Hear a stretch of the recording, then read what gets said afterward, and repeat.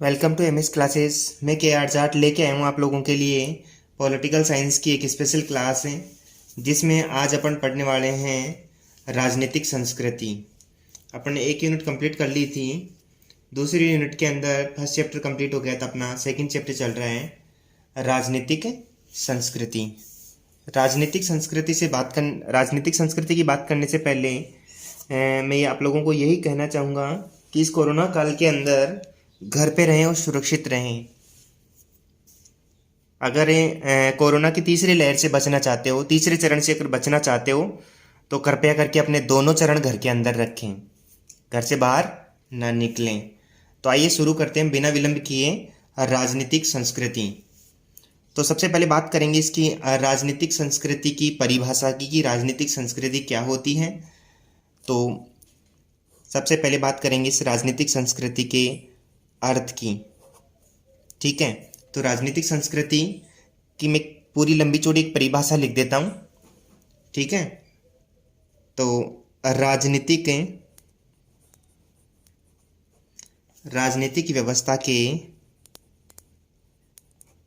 आप लोग नोट्स बनाते जाइए मेरे साथ साथ, जो इम्पोर्टेंट रहेंगे, जो परीक्षा की दृष्टि से बहुत ही महत्वपूर्ण है और परीक्षा में 99.99% आने की संभावना है। केवल उन्हीं क्वेश्चनों को मैं यहाँ करवा रहा हूँ। तो राजनीतिक व्यवस्था के सदस्यों के मूल्यों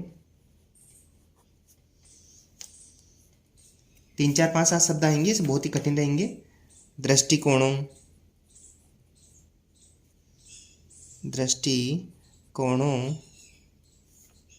विश्वासों,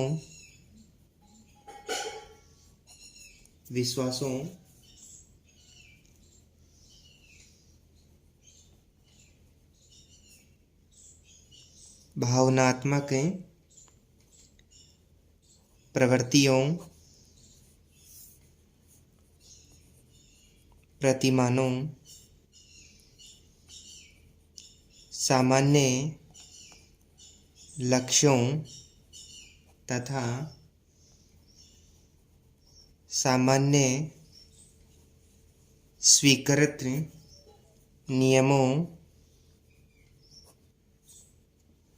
के योग को राजनीतिक संस्कृति कहा जाता है। याद रखना कि राजनीतिक व्यवस्था में लगे हुए जितने भी सदस्य हैं, उन सदस्यों का क्या इम्पोर्टेंस है, उनका क्या दृष्टिकोण है, कितना वो विश्वास करते हैं उस चीज़ में, कितनी उनकी भावनाएं जुड़ी हुई है, कितने प्रतिमान है, कितने सभी लोगों के कॉमन लक्ष्य हैं, या सभी के लिए स्वीकृत नियम जो सभी सेटिस्फाई हो, ऐसे नियमों के योग को ही क्या कहा जाता है, राजनीतिक संस्कृति कहा जाता है। अब राजनीतिक संस्कृति की परिभाषा होने के बाद में अपन बात करेंगे राजनीतिक संस्कृति की विशेषता क्या होती है। तो इसका अर्थ कर लिया अपन ने। अब बात करेंगे इसकी दो विशेषता की, 2 या 3 कोई भी विशेषता। छोटे क्वेश्चनों में बात करेंगे तो 2 विशेषता पूछेगा आप लोगों से। जैसे पहली विशेषता की अगर बात करें तो राजनीतिक संस्कृति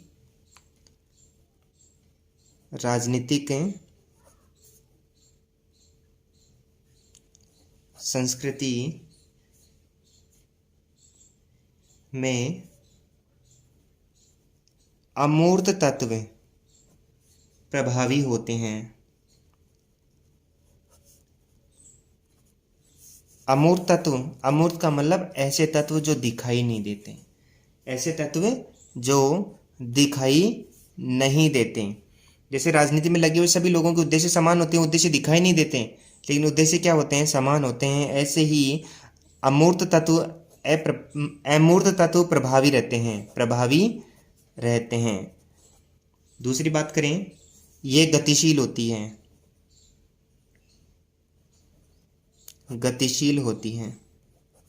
राजनीतिक संस्कृति गतिशील होती है, निरंतर चलने वाली एक प्रक्रिया है। ठीक है, तो यहाँ तक समझ में आ गया होगा। राजनीतिक संस्कृति का अर्थ कर लिया अपन ने, इसकी कुछ विशेषता कर ली अपन ने।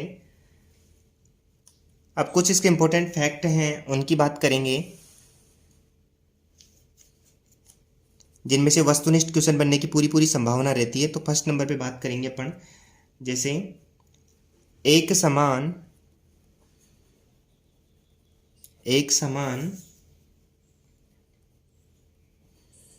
राजनीतिक इतिहास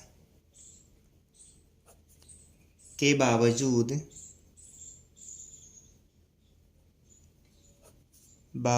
भी किन्हीं दो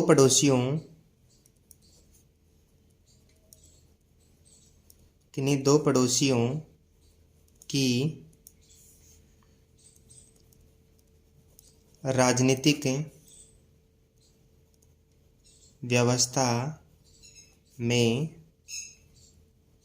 अंतर का मुख्य कारण क्या है।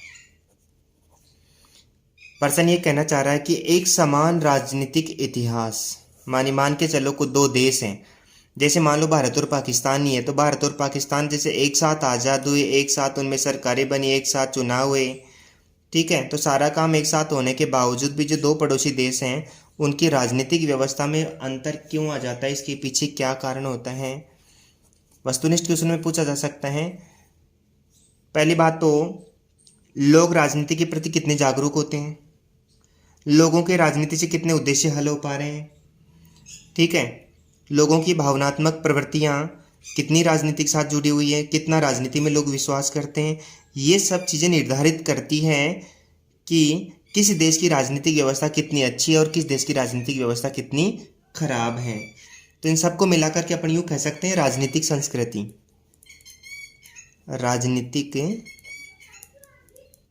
संस्कृति।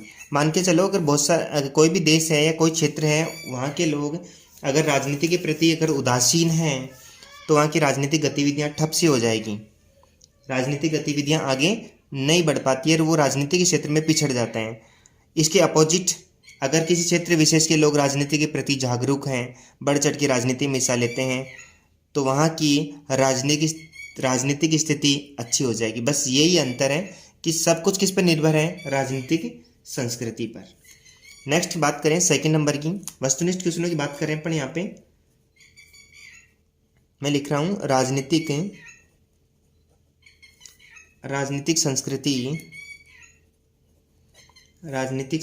किसी राजनीतिक व्यवस्था के सदस्यों में राजनीति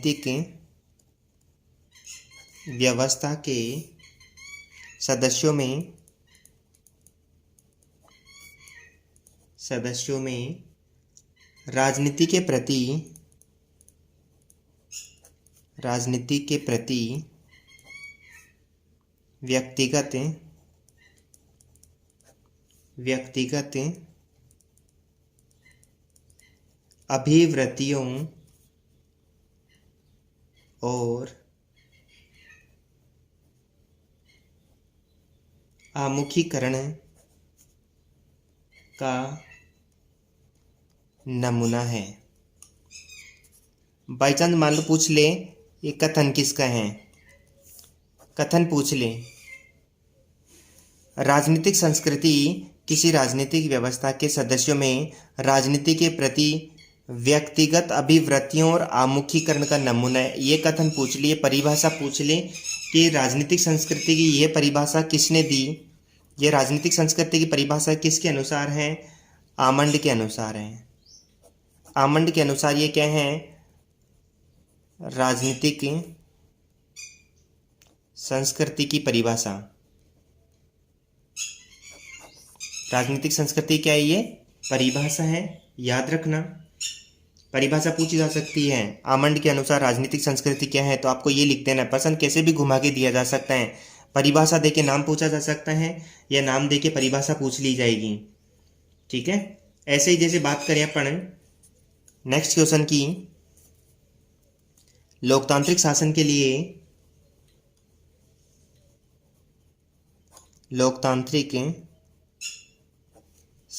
लिए सर्वाधिक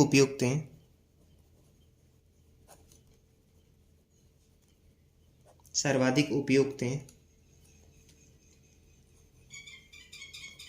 राजनीतिक संस्कृति है। मानी पर्सन ये कहना चाह रहा है कि लोकतांत्रिक शासन के लिए किस प्रकार की राजनीतिक संस्कृति का होना आवश्यक है, किस प्रकार राजनीतिक संस्कृति अपने को चाहिए। देखो मेरे हिसाब से तो ये होना चाहिए कि ऐसी राजनीतिक व्यवस्था जिसमें सभी लोग सहभागी हो। सभी लोग क्या हो? सहभागी, मानी लोगों की अधिक से अधिक भागीदारी सुनिश्चित हो। ऐसी राजनीतिक व्यवस्था जिसमें अधिक से अधिक लोग जुड़ें और राजनीति के प्रति जागरूक हो, सहभागी बने, तभी लोकतांत्रिक शासन व्यवस्था स्थापित हो सकती है। इसी क्रम में अगर बात करें अगले क्वेश्चन की, नंबर 4 की बात करें, यहाँ वस्तुनिष्ठ क्वेश्चनों की श्रेणी चल रही है अपने यहाँ पे। बात करेंगे राजनीतिक संस्कृति। परिभाषा लिख रहा हूं मैं आप लोगों के लिए, आपको बताना है कि ये परिभाषा किसकी है। राजनीतिक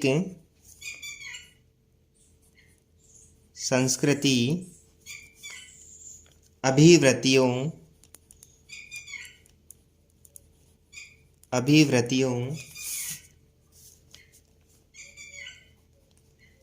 मनोभावों, एक एक लाइन समझते जाना, मनोभावों, विश्वासों का ऐसा पुंज है जो राजनीतिक क्रिया को अर्थ एवं व्यवस्था प्रदान करता है। ये कथन बताना है आपको, एक कथन बताना है आपको कि ये कथन मानी ये परिभाषा किसकी है। राजनीतिक संस्कृति अभिवृत्तियों मनोभावों विश्वासों का एक ऐसा पुंज है जो राजनीतिक क्रिया को अर्थ एवं व्यवस्था प्रदान करता है। कहने का मतलब राजनीतिक संस्कृति यानी एक ऐसा पुंज बताया गया है जिसमें अभिवृत्तियां भी हैं, मनोभाव भी हैं, लोगों का विश्वास भी है। कैसी क्रिया को मानी अर्थव्यवस्था प्रदान करता है, तो कौन सी है वो, किसके अनुसार है ये परिभाषा, किसके अनुसार है? तो इसका राइट आंसर हो जाएगा ल्यूसियन पाई। ल्यूसियन पाई के अनुसार, ल्यूसियन पाई ने कहा था ये कि राजनीतिक संस्कृति अभिवृत्तियों विश्वासों मनोभावों का एक ऐसा पुंज है जो राजनीतिक क्रिया को अर्थ एवं व्यवस्था प्रदान करता है, अर्थ एवं व्यवस्था प्रदान करता है। ठीक है, नेक्स्ट की बात करेंगे अपन, नेक्स्ट क्वेश्चन की नंबर 5 पे बात करेंगे। वस्तुनिष्ठ क्वेश्चन चल रहे हैं यहाँ पे। राजनीतिक संस्कृति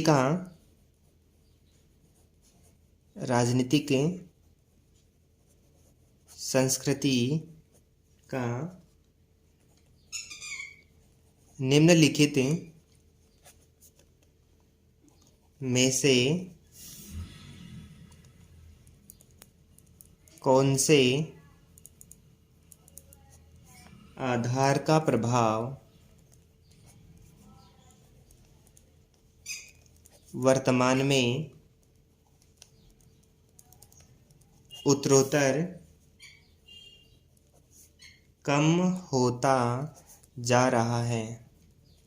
यहाँ मैं ऑप्शन देने का प्रयास करूँगा आपको ताकि आप लोग बता सको कि इसका राइट आंसर क्या होगा। ठीक है, कि राजनीतिक संस्कृति निम्नलिखित में से कौन से आधार का प्रभाव वर्तमान में धीरे धीरे कम होता जा रहा है? तो मैं ऑप्शन दे रहा हूँ आपको। फर्स्ट नंबर पे है विचार धारा के आधार का। ऑप्शन नंबर बी है ऐतिहासिक आधार का। ऑप्शन नंबर सी है भौगोलिक आधार का। और ऑप्शन नंबर डी है धार्मिक विश्वास के आधार का। बताओ, देखिए इसका आंसर बताओ, आप लोग कमेंट जरूर करके बताना इसका आंसर मुझे। ठीक है, अभी तो इसका राइट आंसर हो जाएगा धार्मिक विश्वास के आधार का। धीरे धीरे क्या होता जा रहा है, उत्तरोत्तर कमी होती जा रही है इसके अंदर। आगे बात करें, क्वेश्चन नंबर 6 की बात करेंगे। यहाँ पे इंपॉर्टेंट है, राजनीतिक संस्कृति एवं लोकतंत्र के मध्य संबंधों पर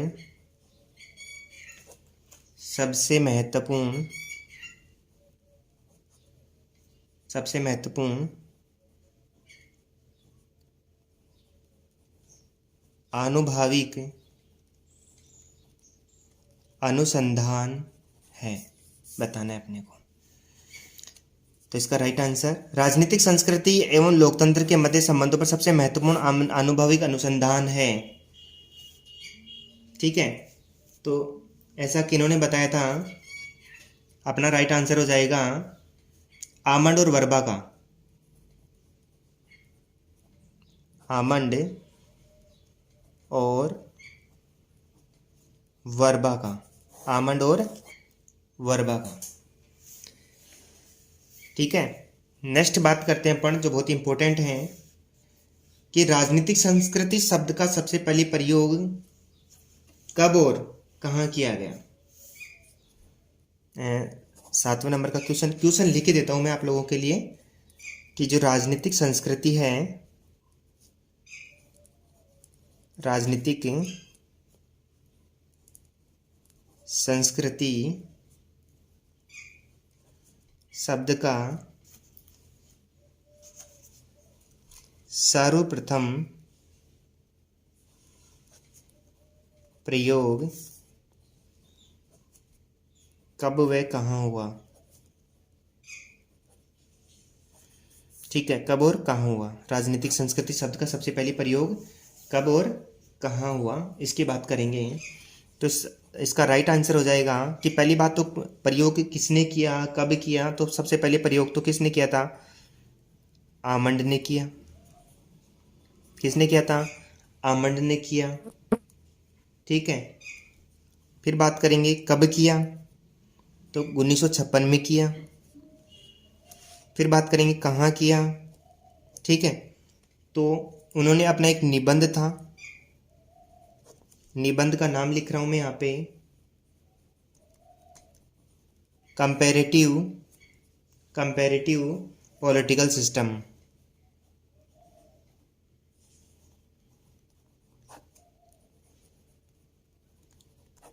ये निबंध था एक आमंड का।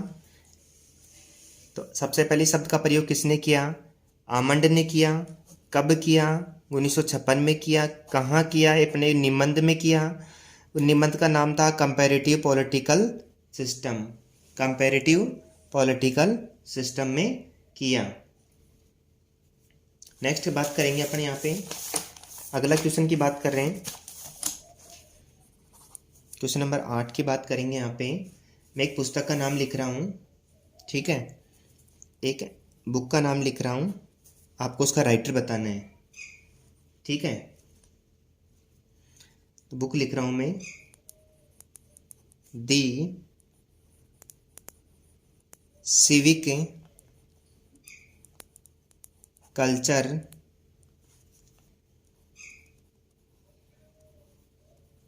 Political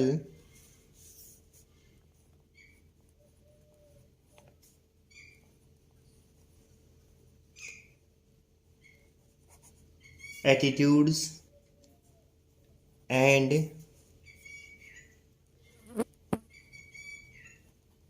democracy in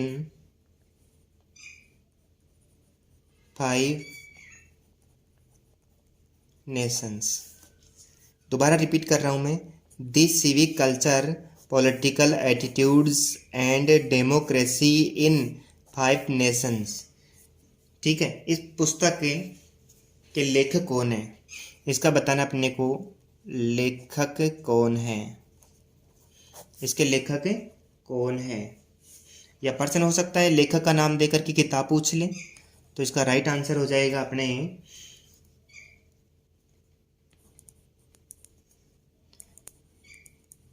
Gabriel almond व सिडनी वर्बा, ये इसका राइट आंसर हो जाएगा। शॉर्ट में ये कह सकते हैं आमंड और वर्बा, आमंड और वर्बा। ठीक है, तो ये ध्यान रखना, वेरी इंपॉर्टेंट है, ये परीक्षा की दृष्टि से बहुत ही इंपॉर्टेंट है। 99.99% परीक्षा में आने की संभावना है। नेक्स्ट क्वेश्चन की अगर बात करें तो एक राजनीतिवेत्ता थे, उनका नाम था एलन बाल। इनकी बात करेंगे। एलन बाल ने राजनीतिक संस्कृति का ऐतिहासिक, यहाँ देख लेना, ऐतिहासिक आधार बताने में किन देशों के उदाहरण दिए, किन देशों के उदाहरण दिए हैं। एलन बाल ने राजनीतिक संस्कृति का जो ऐतिहासिक आधार है उसके लिए किन किन देशों को उदाहरण दिया कि किन देशों में इस प्रकार की कोई घटना हुई, राजनीतिक संस्कृति वहाँ लागू हुई। तो राइट आंसर हो जाएगा इसका ब्रिटेन व फ्रांस, ब्रिटेन व फ्रांस। और एक में जैसे लोकतंत्र के लिए क्रांति हो रही है, एक में उद्योग धंधों के लिए क्रांति हो रही है। तो इन सब की बात करेंगे अपन आगे। नेक्स्ट है क्वेश्चन नंबर 10 की बात करेंगे। यहाँ पे जो परीक्षा के लिए बहुत ही इंपॉर्टेंट रहेगा आप लोगों के लिए, मात्रात्मक और शक्ति के आधार पर, मात्रात्मक और शक्ति के आधार पर, मात्रात्मक और शक्ति के आधार पर राजनीतिक संस्कृति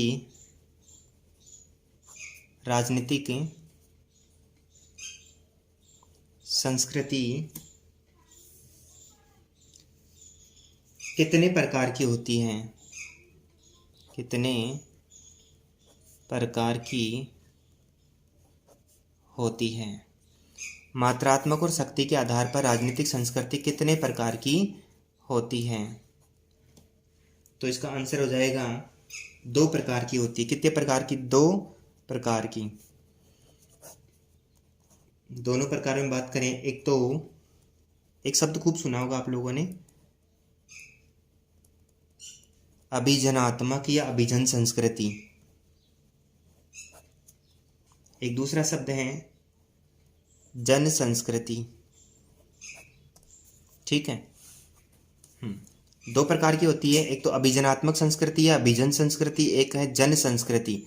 बहुत बार ये वर्ड सुना होगा। कई बार छोटा क्वेश्चन ऐसे पूछ लेता है, अभिजन संस्कृति से क्या तात्पर्य है, ये भी प्रश्न पूछा जा सकता है।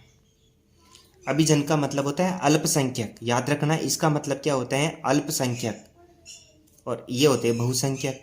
बस ये ध्यान रखना। जन संस्कृति का मतलब जो बहुसंख्यक जो जनजाति है, जनसंख्या जो है उनकी बात करेंगे, और अभिजन का मतलब होता है जो अल्पसंख्यक है उनकी बात करेंगे यहाँ पे। तो अल्पसंख्यक और बहुसंख्यक, अल्पसंख्यक को अभिजनात्मक बोलेंगे या अभिजन संस्कृति कहेंगे, और बहुसंख्यक को बोलेंगे अपन जन संस्कृति कह देंगे, या बहुसंख्यक संस्कृति के नाम से इसको जानते हैं। यहाँ तक आपको समझ में आ गया होगा। फिर भी अगर कोई चीज़ नहीं समझ में आ रही है तो आप लोग कमेंट कर सकते हो।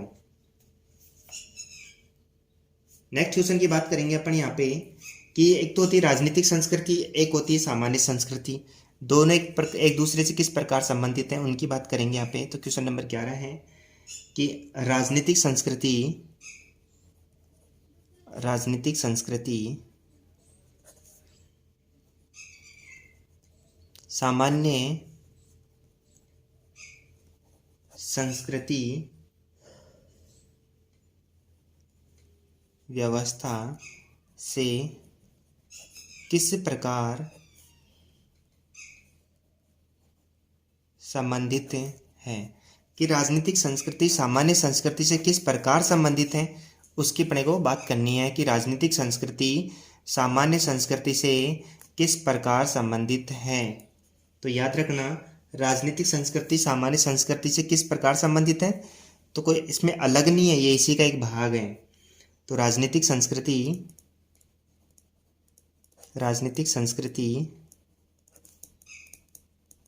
सामान्य संस्कृति का ही एक भाग है। बस इसका यही आंसर हो जाएगा कि राजनीतिक संस्कृति सामान्य संस्कृति का ही एक भाग माना गया है। यहां तक शायद आप लोगों को सब समझ में आ गया होगा। ठीक है, तो आज के लिए इतना ही करेंगे। आप लोग इसको पढ़ो, इसके नोट्स बनाओ। जो परीक्षा की दृष्टि से जो इम्पोर्टेंट क्वेश्चन है मैं वही करवा रहा हूँ, आप लोग विश्वास रखें। इसका एक वीडियो और बनेगा तब जाकर इसके छोटे क्वेश्चन कंप्लीट हो पाएंगे। एक वीडियो में तो क्या लंबा हो जाएगा, इसलिए इसका एक वीडियो और बनेगा अभी। तो जो कल वाली जो क्लास होगी उसके अंदर अपन इसको कंप्लीट कर लेंगे। कोई भी चीज़ नहीं समझ में आई हो, चाहे वो पिछले पार्ट हो, पिछले कोई वीडियो हो, तो आप कमेंट कर सकते हैं। और अगर समझ में आ रहा है तो भी कमेंट कीजिए, नहीं आ रहा है तो भी कमेंट कीजिए। अगर आप कमेंट नहीं करोगे तो नहीं पता चल पाएगा कितने बच्चे इसको देख रहे हैं, कितने बच्चे इसके नोट्स बना रहे हैं। जो बच्चे इनके नोट्स बना रहे हैं, लिख रहे हैं इनको कॉपी के अंदर, तो बच्चे कमेंट करके मुझे ज़रूर बताएंगे। मैं इंतज़ार करूँगा कि इस वीडियो के लास्ट में जब मैं इसको चेक करूँ तब मुझे कमेंट मिलने चाहिए। और इसको अधिक से अधिक शेयर कीजिए, लाइक कीजिए और सब्सक्राइब कीजिए। आज के लिए इतना ही, धन्यवाद।